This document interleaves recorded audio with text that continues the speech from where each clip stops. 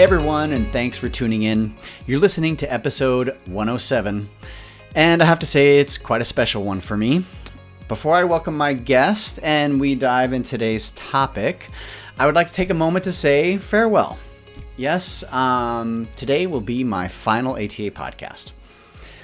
Hosting the show since we launched it in 2015 has been a privilege. And over the years, I've had the honor of working with so many incredible ATA members who have done so much for our association and for the translation and interpreting professions for that matter. I've learned a great deal along the way, and I hope the conversations have brought you some insights and inspiration along the way as well. I have quite a few people to thank. It's been nearly 10 years, but I'm going to save that for the end of the show, and I do hope you listen all the way to the end.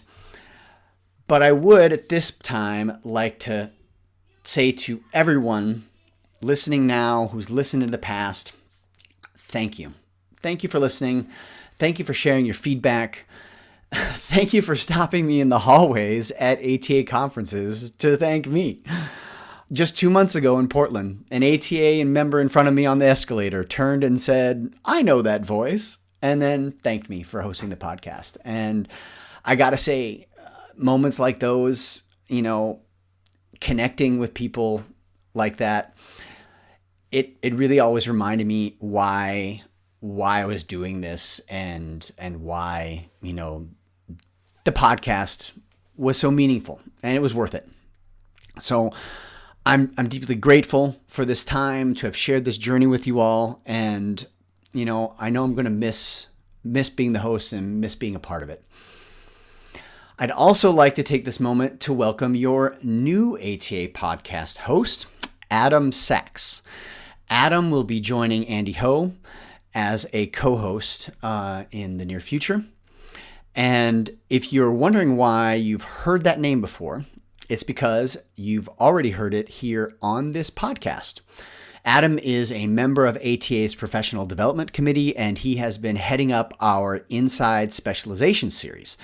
He has hosted several Inside Specialization episodes, and he was himself a guest on one of those episodes.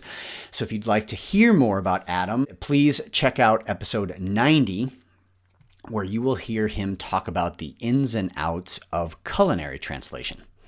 Adam, I want to say to you right now, thank you so much for agreeing to take on this new role. I know you're going to be great, and I'm already looking forward to tuning in 2025 to hear your voice on the podcast. I wish you all the best. All right. It's now my pleasure to welcome ATA President Geoff Koby onto the show. Geoff is an ATA certified German to English and Dutch to English translator specializing in business, legal, and financial translation, as well as a newly developed specialty in patent translation and litigation. He is also a professor of translation studies at Kent State University's Comprehensive Translator Training Program. He is a German English certification exam grader and serves on ATA's certification committee and on the board of the American Foundation for Translation and Interpretation, otherwise known as AFTI. That's ATA's nonprofit educational and scientific foundation. Now, today on the podcast, we're going to take a look back over the year 2024. It's been another year of transition, and we have quite a bit to cover. So let's get started. Geoff, welcome back, and thank you so much for joining me today. I'm happy to be here, Matt. It really is great to have you back. It's been a while since you've been on the podcast, and it is, of course, the first time you're joining me as ATA President. Now, you stepped into the role as ATA President under unique circumstances, I think we can say. Last year, you were elected President-elect, and your predecessor, Veronica de Michelis, had to step down early in 2024 for medical reasons. Can we start the show by you giving us a little update, and can you tell us how she's doing? Yes, actually, I can. Veronica has been very supportive in this transition for me, and she stays in touch, and that's really a good thing.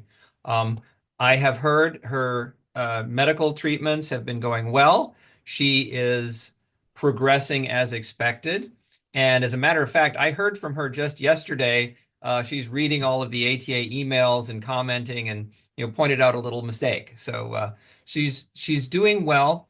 And the last time I asked her, she thought that she was going to be able to attend ATA 66 in Boston. Oh, that would be great.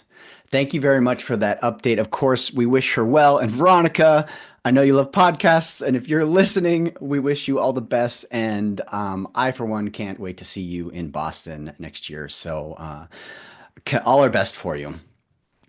Now, Geoff, you've been a freelance translator and a university professor for years, so you're no stranger to the T&I industry. I'd like to get the ball rolling here by having you share a little bit of the cliff notes, so to speak, about your career.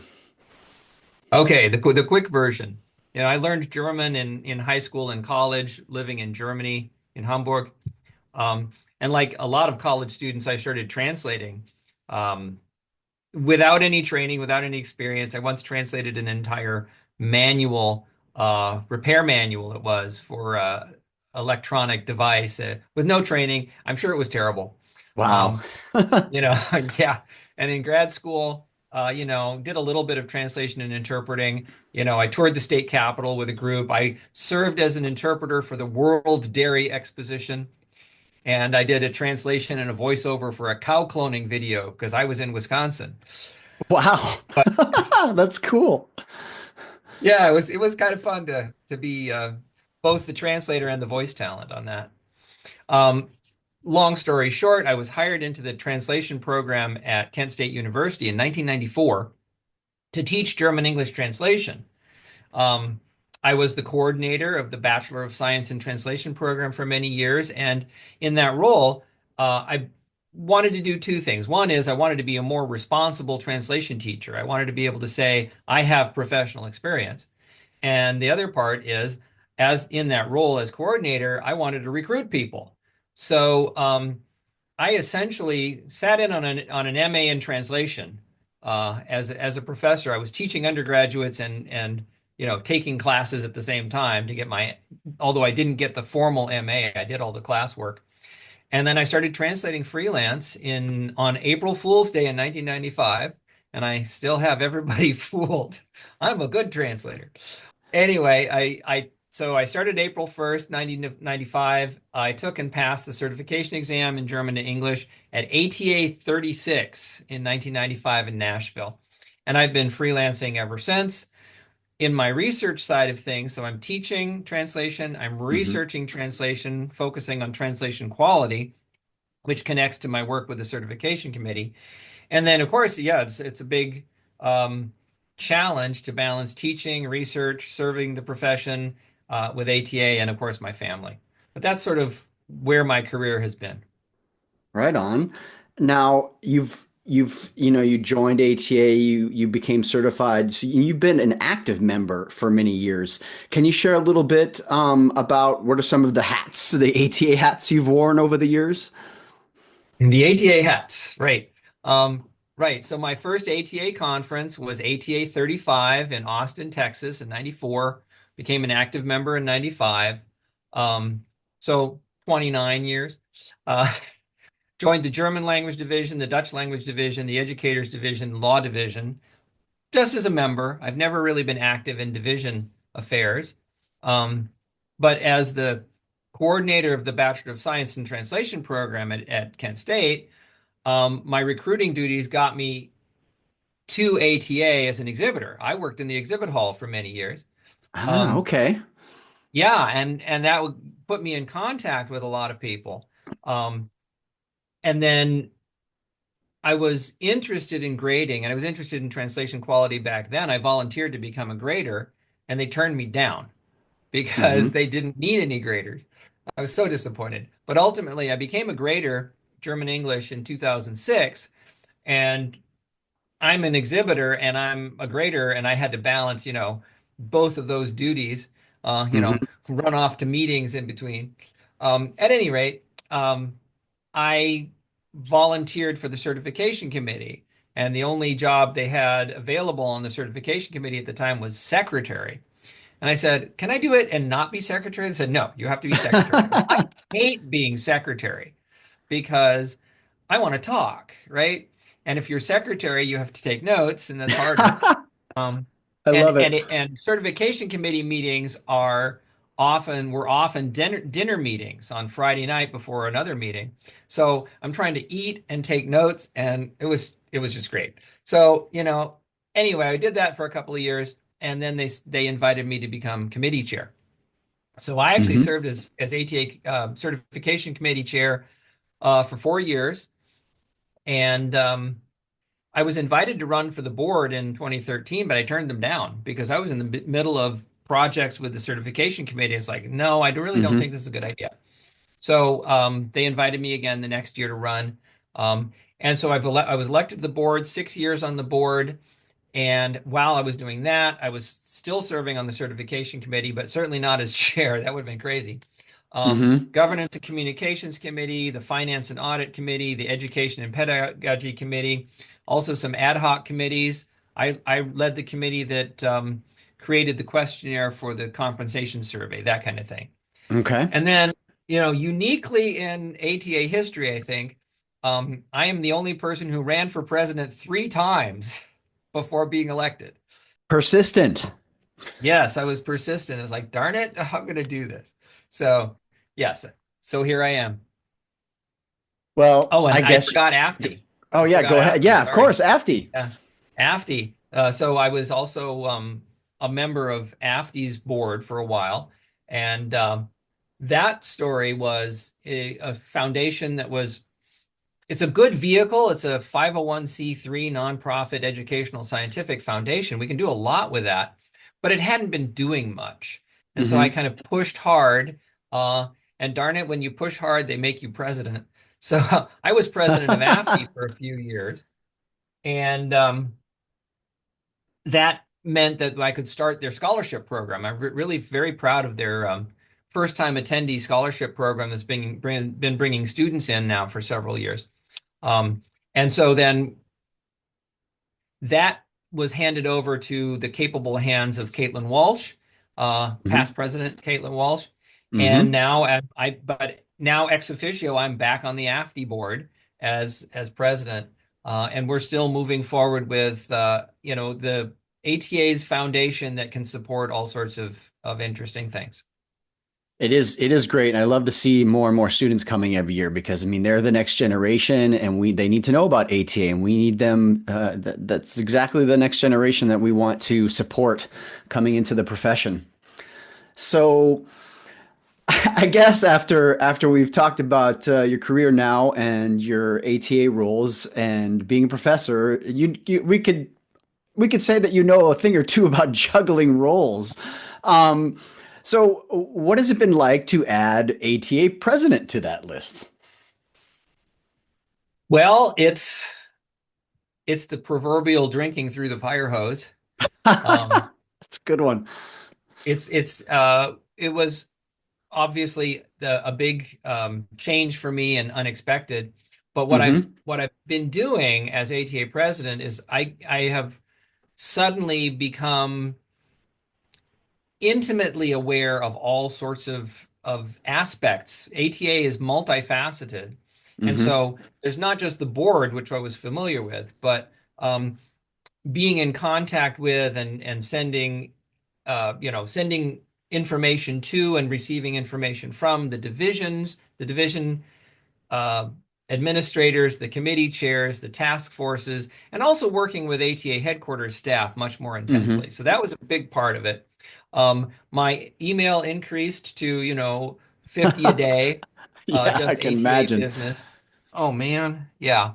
Um, Significant increase in email. And, as president, I'm always on duty. Every day, just not just staying ahead of the email flood, but also, being aware of the trends and the issues in the industry, dealing with crises large and small, personalities large and small. Um, Hmm. and on top of that, juggling the role, it means increased travel, Hmm. which is a good thing and a bad thing, because in a way, of course, I'm meeting new people in the industry and I'm representing ATA. So everything I say in public is reflecting on ATA as a whole. So I have to be very aware of that. On the other hand, you got a lot of work done waiting for airplanes. Yeah. Oh, I can imagine. That sounds like a number of those things could answer my next question. Um, what has been, I guess, the most surprising challenge or opportunity you've faced so far as ATA president? You mean aside from becoming president Yeah, suddenly? yeah, exactly. Well, I think the most surprising one was I didn't expect to be so directly involved with headquarters issues and headquarters management. Um, and also taking on a mediating role among the various stakeholders. That was not expected. Okay, that's interesting. Well, um, yeah, I can imagine that's a new challenge because that's something, especially when you're not expecting it. But I mean, you weren't also, like, as you just mentioned, planning to step into the ATA presidency this year. You were elected ATA president-elect last year, and you're supposed to have 2 years working with the ATA president to sort of prepare you for all this, you know? And I'm sure you weren't also planning for a time of change at ATA headquarters. Now, our former executive director, Kelly Baxter, departed this year, and now Adrian Alekna has stepped in. How has that transition gone? How has that been managed? Well, it's a great question. And, take it a step back. When I started running for president, Mooch was our executive director for the entire 30 years that I was a member of the Mm-hmm. ATA. Yeah. And so there was a system in place, right? A lot of institutional memory, a lot of experience, and a system that ran well. And that's what I was kind of expecting, that I would just sort of flow into that system and, Mm-hmm. serve my term and make a difference. Well, the last time that an ATA president resigned was in 1970. That's 54 years Wow. ago, I checked. Wow. And yeah, because ATA's system works well. I think Mm-hmm. we can really say that. Um, but that meant, things sometimes happen. So 2024 really is a transition year because it wasn't just one transition, it was two, right? Yeah. First, the president transition and then the executive director transition. So you're right. I became president without that apprenticeship of being 2 years as president-elect. I'm also kind of bummed out that I don't get to ever plan a conference. Um, Yeah. Oh, good point. that's that's the way it was, I mean, the bylaws are clear, and we really can say the system worked, Mm-hmm. right? I mean, individual people had advantages, disadvantages. I'd committed to serving for 4 years, and I only get to serve for two because I became president prematurely. But that's the way the system is, and that's sort of part of what we signed up for. So anyway, Well, the system worked. The president transition was bang, here I am, mm-hmm. and we had to appoint a president-elect. So the board had an emergency meeting in February. We appointed Andy Benzo as president-elect, Mm-hmm. and she was, of course, confirmed in her office at the last election in October. So she is going to be our next president. Mm-hmm. I also had to continue initiatives that Veronica had started, at least try to understand what was going on. Mm-hmm. So Veronica had started an initiative to create closer relationships with other translation and interpreting associations, Mm-hmm. Okay. NAGIT or these other various associations, because in a time that's very challenging for translation and interpreting with machine translation, AI hype, and some doomsaying and so forth, it's Mm-hmm. better for us all to work together. So I did continue that. But uh, my own transition was trying to understand the role of the president. And two things I really want to mention here. Um, the the association's foundational document is its bylaws and, of course, Robert's Rules of Order. And Mm-hmm. some of that system that we've had in place wasn't really quite living up to the way our bylaws really were set up.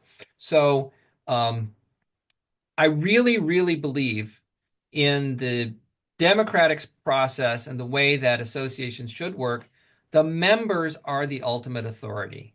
Whatever the members vote on, that's what we do. In our system, that means that the members elect the board, and the Mm-hmm. board is in charge of the association. And, if you're president, you might think you were in charge of the association, but no, you're really not. Mm-hmm. Uh, so I've been trying to make sure that people understand that our system is set up to maximize um, everyone's experience contributing to making the association better. So the board is in charge, but it is really only in charge when it's meeting in its quarterly meetings. And then the executive committee used to only meet just before the quarterly board meetings. They were really sort of a rubber stamp kind of meeting. Mm-hmm. I've started monthly meetings of the executive committee, and I think that has really helped our leadership to come together as a team. Mm-hmm. And the other part of that is strategic planning. And this is something I'm really been pushing this year. The ATA's last strategic plan that we could find was from 1999. Oh, wow. Yeah, and some of the things that were on there were like, oh, we still haven't gotten that done. So Yeah. one of the challenges of ATA's structure is that the president is only president for 2 years. It's a relatively short period of time, and there's Yeah. a lot going on. So there's not as much time for deliberation. So I've been trying to push for a strategic planning process, and I hope that in the coming year we'll actually get a strategic plan written.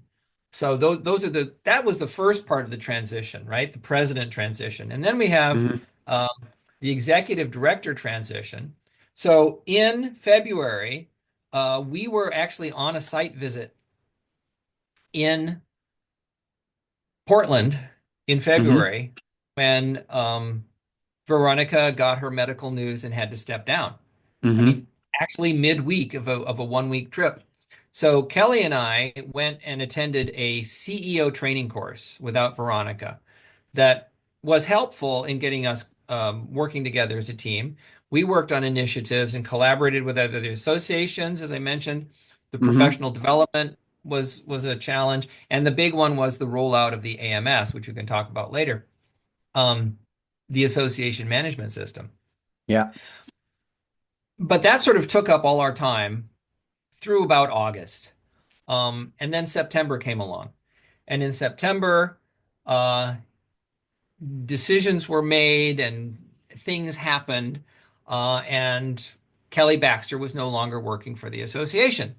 Mm-hmm. Um, Thanks to Andy Benzo, who at that point had been working intensely with Adrian Alekna as our conference planner, right? The Mm-hmm. president-elect's job is to plan the conference. ATA staff headquarters has a full-time conference planner employee. Mm-hmm. That was Yeah. Adrian. Yep. But Andy told me, as we're dealing with this issue, um, Adrian has experience. Adrian comes to the position of interim executive director with many, many years of experience as assistant executive director in a different association, Mm-hmm. which nobody knew. But that's a good fit. So I was in Montreal for the Association of Language Companies meeting this September, and I was talking things over with Adrian on the phone and finding out that there was this great fit. So we did hire her in second half of September, and then Adrian worked double duty. She Mm-hmm. didn't have time at that point, that close to the conference, to spend time searching for a new conference planner, and the transition would not have worked then. So Yeah. Adrian was both executive director and conference planner for the 4 or 5 weeks that there were before the conference. She did an amazing job. Yeah. Um, Those are two big so hats. Oh, two big hats, two huge hats, and not something you could sustain for more than a few weeks. But she did a great job. And she's improved the organization of the staff at headquarters. She's brought some employees back who had left and has, I think, really restored a lot of the member services focus of ATA headquarters. And she hired a new conference planner. So I can say, since Matt and I we both speak German after all. Yeah. Our new conference planner is a heritage speaker of German named Inge Hafkemeyer. Ah, I okay. have Nice. to love that name.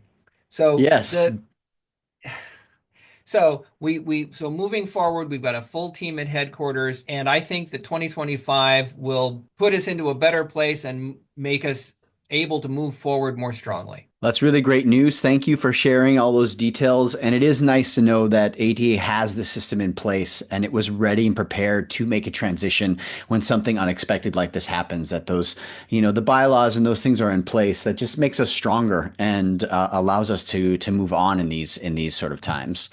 Um, Speaking of systems, and you mentioned it a moment ago, I think one of the big highlights, I would say, of this year was the rollout of the new association management system, AMS for short.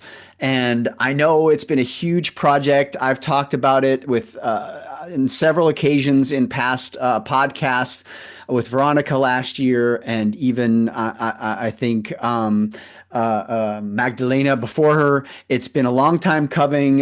There's been hiccups along the way, but we all know that there's a learning curve and glitches whenever you're introducing new technology.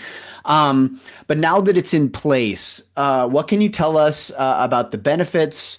What kind of benefits does the new AMS bring to members? And also, some of us are aware of the glitches, and how is ATA addressing any challenges that the rollout has presented, or any feedback from membership, et cetera, et cetera. Et cetera, et cetera. It's about Yeah. it. Um, well, okay, so starting from the beginning, why did we do this? Our old systems had grown sort of organically, and they were so badly outdated. They had been written sort of customized, one script after Mm-hmm. another to do Mm-hmm. things. They couldn't talk to each other. There were too many manual steps, and the data couldn't be connected. So it Mm-hmm. was time to bring in a new system. It should have been done, 10 years ago. So our new system, our AMS system, you'll also hear it referred to as Nimble. Mm-hmm. Nimble is the Yes. brand name. Okay. So the Nimble system, um, it's a it's the really a top of the line association management system, brings all of our data together and allows integration of all aspects of membership. It also includes and had to be customized for our certification program. Mm-hmm. So we're handling grading, we're handling certification uh, updates, we're handling the continuing education points, all of those things are in there as well. The directory is not directly in the system, but it pulls data from the system every day. So it's always Mm-hmm. up to date. Um, what it what it does do is it will save us money in the long run. It did have some significant costs to start up. Mm-hmm. And part of that is because it is a top of the line management system, it comes as a framework. It doesn't do things out of the box automatically because it doesn't make assumptions. You Yeah. have to customize it for your own system. And that means that some of this we're still building out. And they say when you Mm-hmm. buy a new system, you work on it for a year, year and a half, you go live, and then you work on it for another year, year and a half to tweak things, to customize, to build out things that you didn't have to do before going live. Mm-hmm. So um, so in terms of what we can look forward to is at as we build this out, more and more features are going to be added on the member login side. So once you've logged in, and if you haven't logged in, ATA members, please log into your system and make sure that your information is correct and that it was transferred properly from the old system to the new system. The ATA headquarters staff spent months cleaning up data because sometimes there are duplicate records. This always happens with data when you migrate it. But if you check as a member everything, whether everything is right, you can also give us feedback. And we really do have to talk about the glitches. Um, the directory was one of the big ones. The Mm-hmm. directory was scoped and designed without as much feedback as it should have had. And Mm-hmm. so when it went live a little bit earlier than we would have liked, but that was a technical problem. We could not go live with the association management system without going live with the directory because the old data wouldn't work anymore. Mm-hmm. So it's check your profile is what it says. We've got now Teresa Kelly back at ATA headquarters who's able to modify directory layout and so forth, and she's done some great work in making that work so that, for instance, your email is right there at the top of somebody's cell phone if they're looking for a translator. That's an Mm-hmm. important thing. Yeah. But because of data protection laws, if you check your profile and your email's not there, go into your profile and check the box that says I consent because we now Mm-hmm. have to do that, right? Mm-hmm. Our system is better, our system is stronger, and if you're encountering something as a member that doesn't work, contact ATA headquarters. There are people who have a punch list, a massive list of glitches and problems, and they will address your problem and help you get everything working. Yeah. Awesome. Yeah, like I said, I think it's something to almost be expected with new technology. I know division memberships was another a glitch. I had to go back in and check that I was a GLD member, and I was not checked as a GLD member, so that was just one of those things. Data Yep. transfer, I'm assuming. So I'm gonna reiterate what Geoff just said, and if you haven't, definitely go log in to your profile, make sure everything is checked, and that you're still a member of some divisions. If you've noticed you haven't gotten a division update in a while from whatever divisions you're a member of, it might be because of the data didn't get transferred properly. So, That's right. um, I mean, in my own record of all records, I did have all of my division memberships. I also was a member of the Korean language division, and we had a heck of a time trying to get that deleted. oh Just wow. those yeah. That's funny.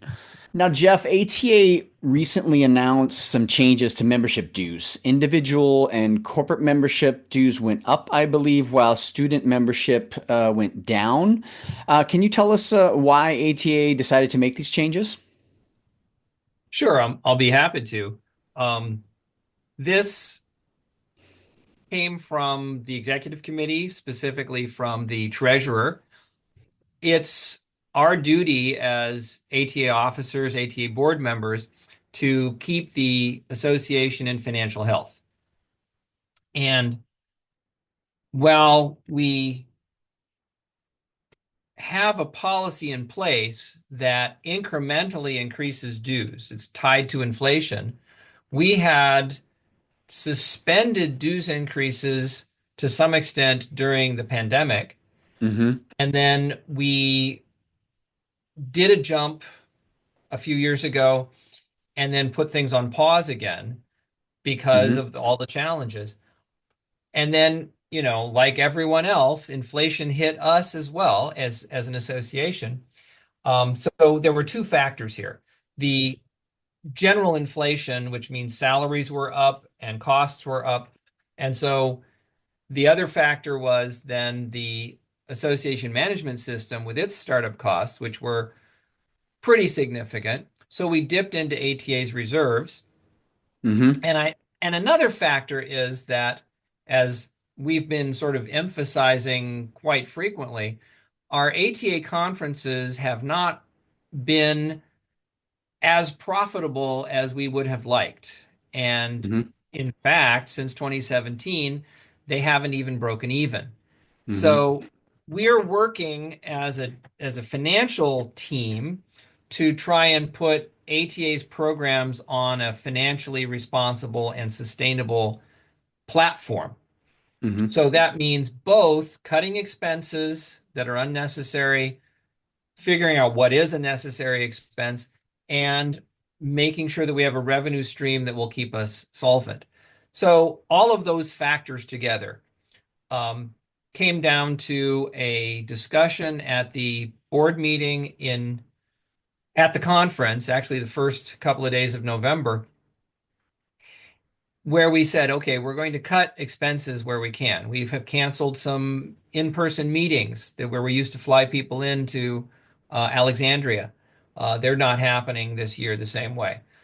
Mm-hmm. Many of them will be virtual. So, we're being responsible about cutting expenses to the necessary, but we did need to increase revenue because we can't consistently pull down from our reserves without at some point having no reserves left to fall back on. So we did raise membership dues. Our increase is less than inflation, um, but still, it's a chunk. And that, of course, goes across the board, except for students. ATA, as we said earlier with our AFNI discussion, ATA's goal is also to get students into the association early on because that improves the profession.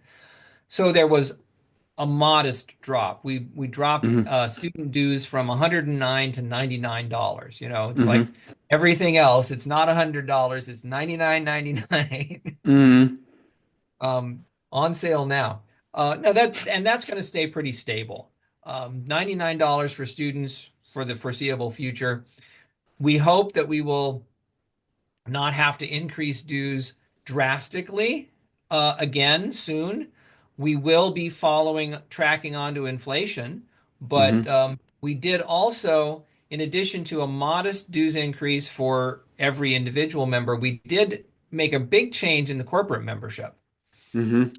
because the corporate membership was originally designed when most corporations, language service companies, were relatively small um, individual companies. Often it was a Yeah. translator who became a translation agency owner. I'm thinking Mm-hmm. specifically of Jerzy Steska, Mm-hmm. AT former president, who started out as a freelance translator and got so much business that he started hiring his friends Mm-hmm. and turned it into an agency, right? Mm-hmm. So that was back in the day. Now the translation industry has become big business. There are massive major players with huge corporate incomes, and it didn't strike us as entirely fair to have all of these different corporations paying the same $500 that we would expect a sole proprietor to pay in a small agency. So we set up a tiered um, due structure so that the bigger players in the industry will be paying more to the ATA to be corporate members. Mm-hmm. Right And on. all of it together means that we wind up with what we expect to be a stable financial platform to build a promising future. Geoff, can you tell us how much the individual membership has changed, the dues? Sure, I'd be happy to. So, dues in 2024 were 249. For 2025, they're going to be $281. So that's an increase of $32 for your annual membership. Moving on and sort of looking back over 2024, what are some of what would you say are some other highlights of the year? Well, many are there, but I'll just hit on a couple. Mm-hmm. So we did publish the new ATA guide to buying translation services. That's up on the Mm-hmm. website. Um, Highlights our webinar program. I have to praise the professional development program, the committee, for running our webinars so well in conjunction with our headquarters staff. So we've Mm-hmm. had a lot of webinars, and that's, I think, one of the most valuable things for members is to be able to sign on either live or, recorded anytime Mm-hmm. to get professional development information.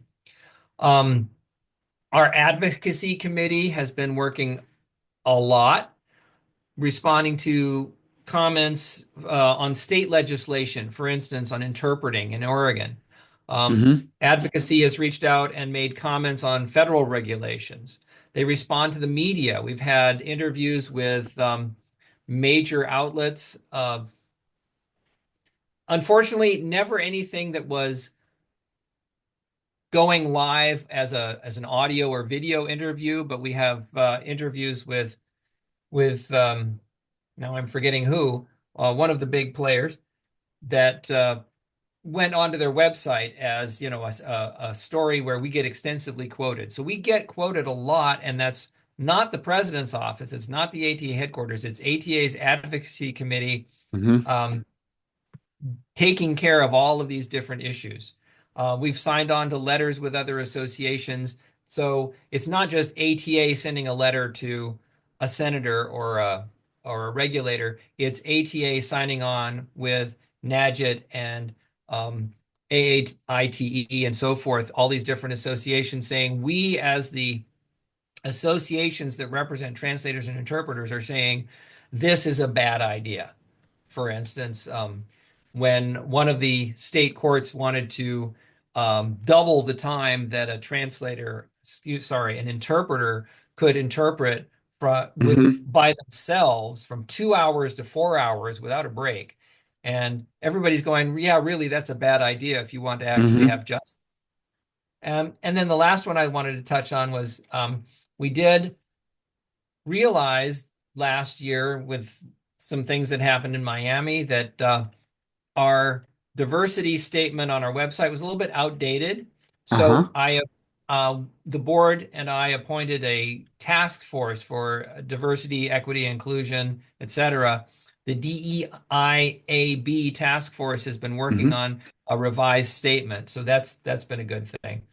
And of course, my favorite highlight was the ATA 65, the 65th annual conference of the association in Portland, which was a great time.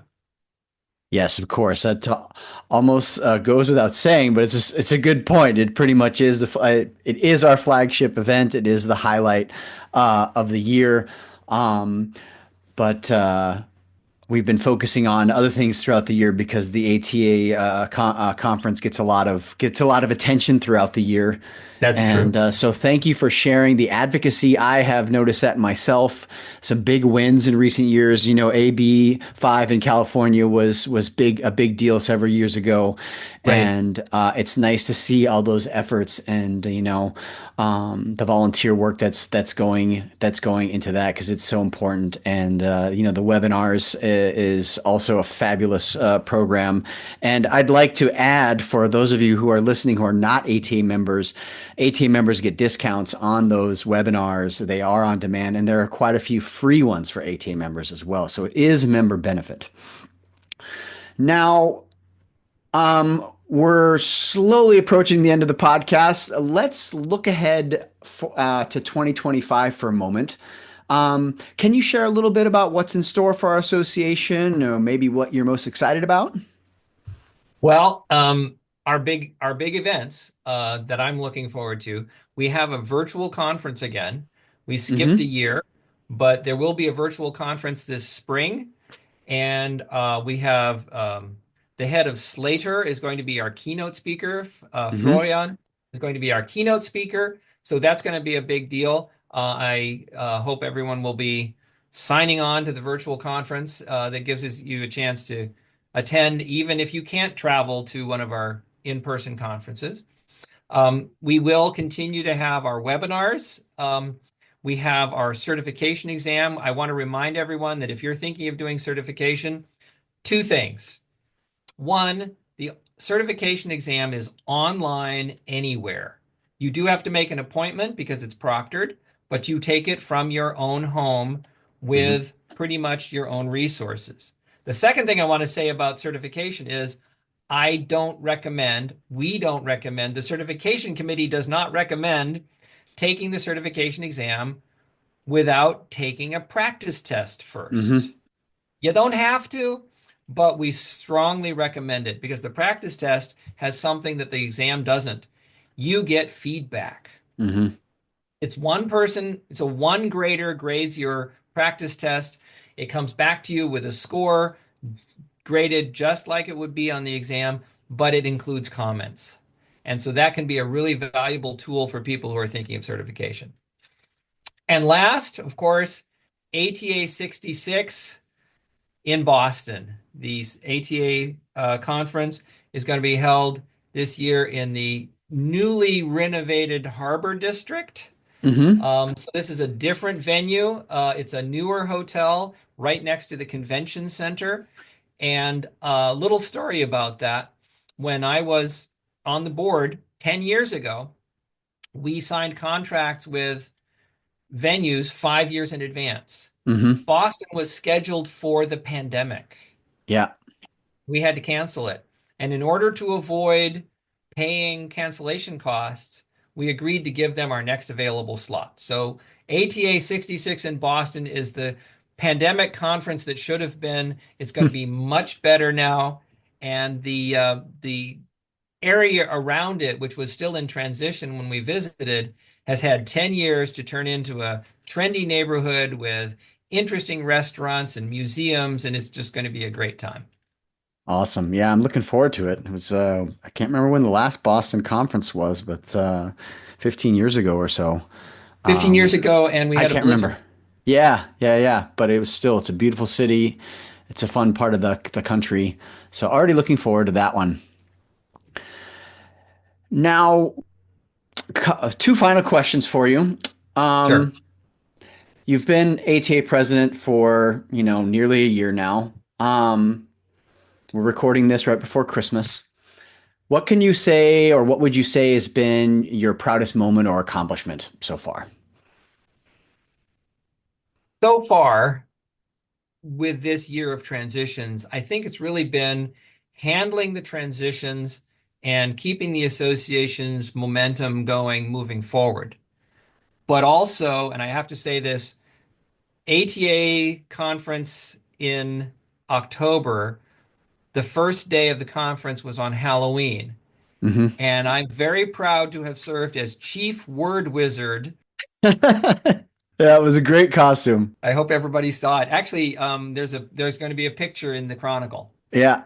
And probably in the video too, if anybody checks out the rap video on ATA on the website, right? I Right, wouldn't I probably wouldn't there be as well. I wouldn't be surprised. It was a great costume. It was a nice twist there. Well done. That was There's nothing like having, and the picture that's going to be in the Chronicle is myself as Dumbledore with my president-elect Hermione, and was it three or four of our directors were wearing witches' hats? So, Yeah.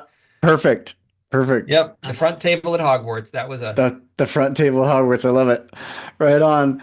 Well, that would be a great way to wrap this up, but I'd like to give you an opportunity to say any final words. Do you have anything else you'd like to share with listeners before we go? The one thing I want to say is I want to say thank you. I want to say thank you to all of our ATA members for supporting the association. And I especially want to say thank you to our volunteers who have been division administrators, who serve as committee chairs, task force directors. And I want to say thank you to you, Matt, as podcast producer for all of your years as producing ATA podcasts as well.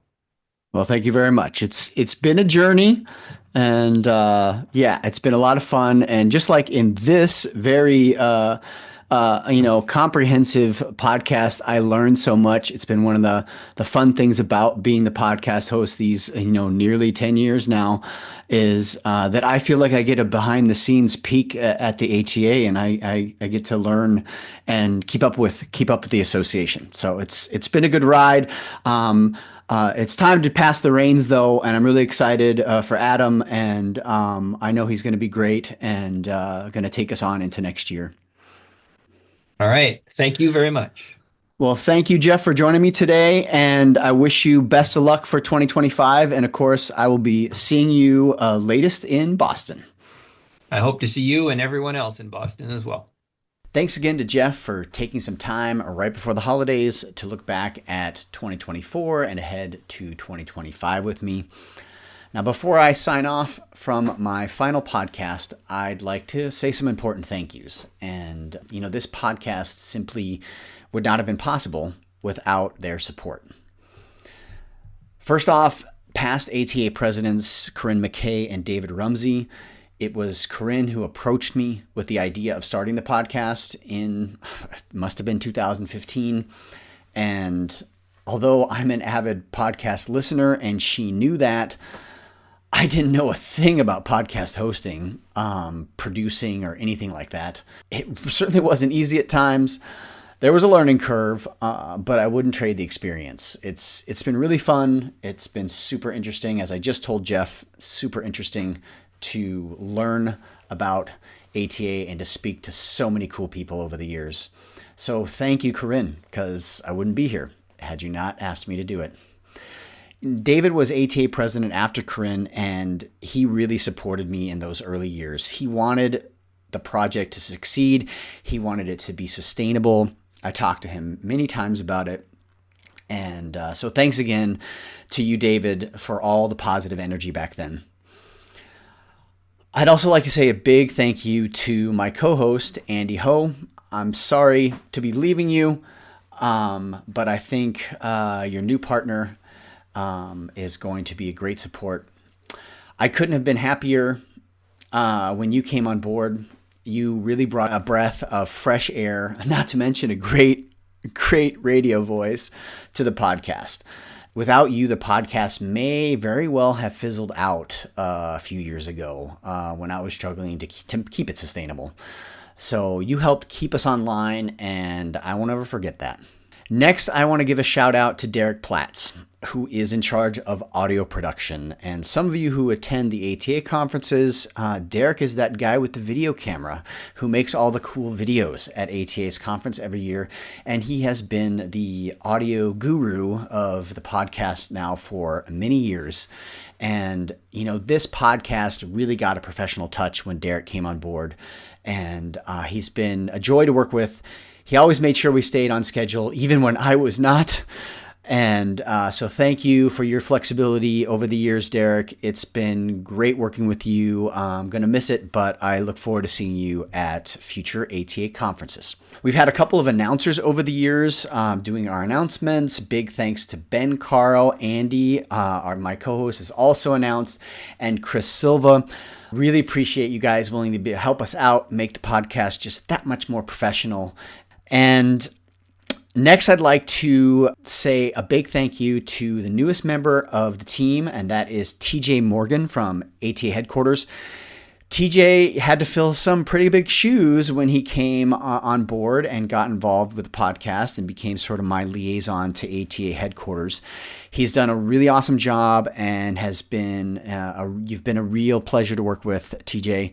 And, I sleep a little easier, or let's just say I will sleep a little easier at night, knowing that Andy and Adam have solid support at ATA headquarters. Now, last but definitely not least, I really want to send a heartfelt thank you to Mary David, former Assistant Executive Director of ATA. For years, Mary was the engine that kept the podcast going. In all honesty, there were times when we wouldn't have had good topics without her help. Being in charge of membership and communications at ATA headquarters, she had great insights into potential topics and guests and was my sparring partner and helped me come up with line up topics for the year. And she was my technical support as well. And I really loved working with Mary, and I was sorry to see her go. Mary, if you are listening to this, thank you so much for the many years of support, collaboration. I really enjoyed working with you, and really the podcast, especially in those early years, would not have been half of what it was without you. Thanks to all of my guests over the years. It was a real pleasure and a lot of fun to speak with you all and help share your topics and projects and stories with our audience. All right. I guess it's time to wrap this up. Thanks everyone for listening. Really appreciate it. I hope to see some of you in the hallways at the next ATA conference. Take care. All right, that's a wrap. We'd like to thank everyone who helped produce today's show. Derek Platts mixed and edited the audio. ATA headquarters provided editorial and technical support. If you learned anything new in today's podcast, I bet there's someone out there who would like to know it too. Don't be stingy. Tell them about the podcast. I've gotten to know so many great podcasts that way. I promise they'll thank you for it. And if you're not an ATA member, listen up. I've been a member for over 20 years. Joining ATA literally launched my freelance career. It opened the door to a profession I knew very little about, and attending my first annual conference led to my very first freelance job. And I joined for the first time in 2004 as a student. My first conference blew my mind. Nowadays, the demand for translators and interpreters is at an all-time high, but finding quality work isn't easy. ATA membership can make the difference. And ATA isn't just for translators and interpreters. We have teachers and professors, hospital administrators, language company owners, and technology developers, just to name a few. Companies and institutions can join too. Our membership includes language companies, universities, and government agencies. If you'd like to know more, go to ATA's website, atanet.org. You can also check out past episodes of this podcast where we talk about the benefits of membership and what's currently happening in the association. But before you go, please take a quick moment to give us a rating or write a review. Tell us what you like, why you listen, or about your favorite guest. Your feedback is super helpful, and reviews help other listeners find the show too. We'd really appreciate hearing from you. Thanks again for listening, everyone. Talk to you again soon.